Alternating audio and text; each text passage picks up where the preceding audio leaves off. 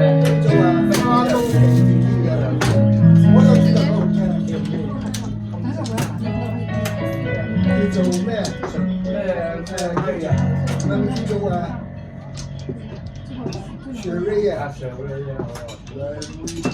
以前就是惜別離，分手這話也重要，甜言蜜語多話輕笑，都給我一點切勿缺少。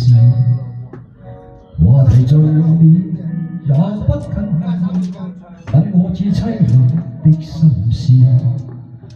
繁榮鬧市燈光普照，然而共你已再無破曉。紅眼睛幽幽的看着這故事，如同苦笑揮出的高興，全城為我花光恨意，繁榮盛世做分手報警。傳說中痴心的眼淚會傾城，紅色了世界漸冷清，煙花會謝，心歌會停，顯得這故事尾聲更動聽。又話冇乜狀態嘅，冇狀態做得咁好聽，呃人。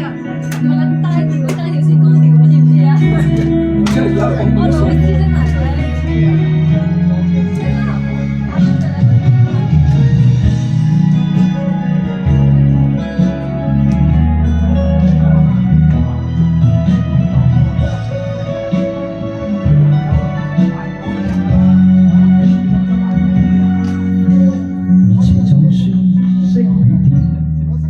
分手這一晚也重要，甜言蜜語芳華輕笑，都給我一點切勿缺少。話題重要也不緊要，問我至凄涼的心事。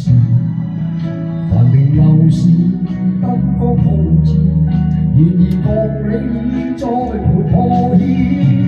紅眼睛幽幽的看着這故事，如同苦笑擠出的高興，全城為我花開恨意，繁榮盛世做分手報警。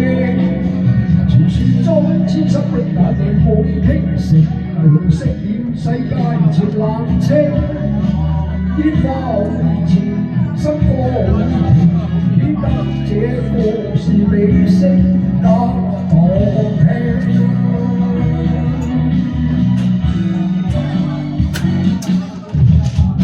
眼睛幽幽的看着這故事，如同苦笑擠出的高興，奇牛玉宇都了陣營，來營造這絕世的風景。